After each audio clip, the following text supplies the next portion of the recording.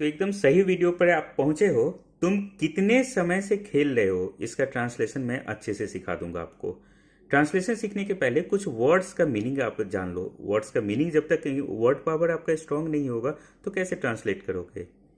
तुम का इंग्लिश होता है यू, खेलना का प्ले, कितने समय से होगा हाउ लॉन्ग। समझ में आ गया। इसका ट्रांसलेशन हो जाएगा तुम कितने समय से खेल रहे हो, how long have you been playing. खेल रहे हो, कुछ कुछ टर्म्स में समझा देता हूँ उसमें। रहा है, रही है, रहे हो, इस तरह के वर्ड आए तो वर्ड में हमेशा पक्का है कि आईएनजी लगेगा। मेन वाले वर्ड में, हेल्पिंग वर्ड में कुछ नहीं लगने वाला है। Is, am, are, has, have वैसा ही रहेगा। कब से, हाउ लॉन्ग। उसके बाद यू है सब्जेक्ट, सब्जेक्ट के पहले कौन सा हेल्पिंग वर्ब होगा, हैव या हैज में से हैव होगा ना। आई, वी, यू, दे के साथ हैव होता है। ही, शी, इट या कोई नाम अगर यहां पर रहता है यू के जगह पर तो यहां पर आप हैज लिखते। सब्जेक्ट के बाद बीन तो 100% होगा ही और वर्ब के साथ आईएनजी होगा ही। तो how long have you been playing. कुछ एग्जाम्पल्स देखते हैं, एग्जाम्पल्स के थ्रू थोड़ा सा अच्छे से समझ सकते हो आप, प्रैक्टिस हो जाएगा।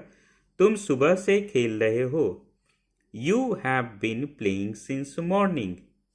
तुम, यू का इंग्लिश हिंदी हो गया तुम, सुबह से, since morning, since morning, since evening, since Sunday, ठीक है ना। ये यूज करोगे। फॉर करोगे, कब यूज करोगे, कभी कभी कंफ्यूजन हो जाता है कि कहाँ सिंस यूज करे, कहाँ फॉर यूज करे।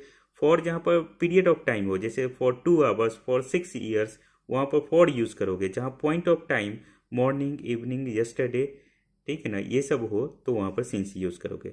You have been playing since morning.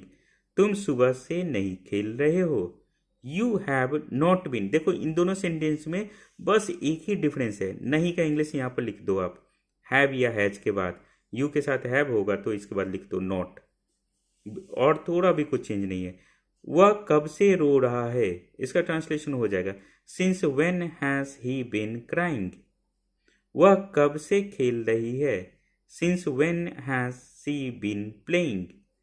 वह कब से नाच रहा है, इसका ट्रांसलेशन क्या होगा। बिल्कुल इसी फॉर्मेट में बैठा दो। नाचना एक वर्ड अलग सा है, तो नाचना का होता है डांस। जैसा कमेंट में लिख करके मुझे बताओ तो देखता हूँ कि आप सही समझ पाए या नहीं। All the very best.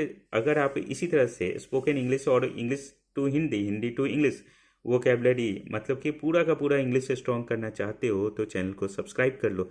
Hindi language में मैं सिखाऊंगा, ये याद रखना आप।